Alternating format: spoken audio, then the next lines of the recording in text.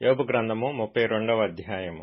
యోబు తన దృష్టియందు తాను నీతిమంతుడై ఉన్నాడని ఆ ముగ్గురు మనుష్యులు తెలుసుకొని అతనికి ప్రత్యుత్తరము చెప్పుట చాలించిరి.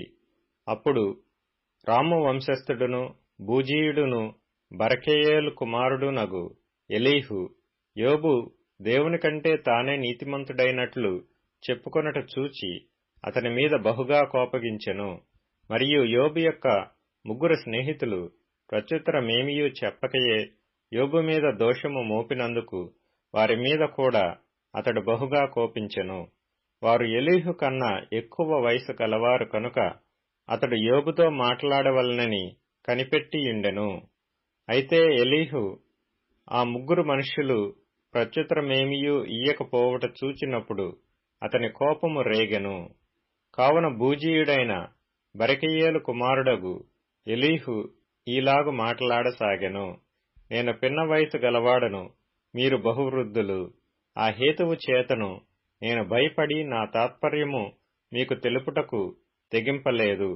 వృద్ధాప్యము మాట్లాడదగును, అధిక సంఖ్య గల ఏండ్లు జ్ఞానము బోధింపతగునని నేననుకొంటిని. అయినను నరులలో ఆత్మ ఒకటి ఉన్నది, సర్వశక్తుడగు దేవుని ఊపిరి వారికి వివేచన కలుగజేయును. వృద్ధులు మాత్రమే జ్ఞానవంతులు కారు, బహు వయసు గలవారు ఒకప్పుడు న్యాయము తెలిసిన వారు కారు. కావున నేను నా మాటను అంగీకరించుడని మనవి చేసుకొనుచున్నాను. నేను సహితము నా తాత్పర్యము తెలుపుదును. ఏమి పలుకుదుమా అని మీరు యోచన చేయుచుండగా నేను మీ మాటల కొరకు కనిపెట్టుకొంటిని. మీ అభిప్రాయములు చెవిని వేసుకొనుటకై మీరు చెప్పిన వాటికి బహు జాగ్రత్తగా చెవి ఇచ్చితిని. అయితే మీలో ఎవరునూ యోబును ఖండింపలేదు, ఎవరునూ అతని మాటలకు ప్రత్యుత్తరమియ్యలేదు. కావున మాకు జ్ఞానము లభించినదనియు దేవుడే గాని నరులు అతన్ని జయింపనేరరనియు మీరు పలకకూడదు. అతడు నాతో వాదమాడలేదు.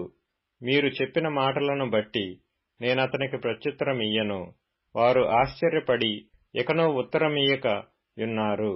పలుకుటకు వారికి మాట యొకటియూ లేదు, కాగా వారిక నేమియూ ప్రత్యుత్తరము చెప్పకయున్నారు.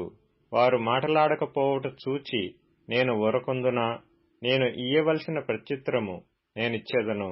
నేనును నా తాత్పర్యము తెలిపెదను.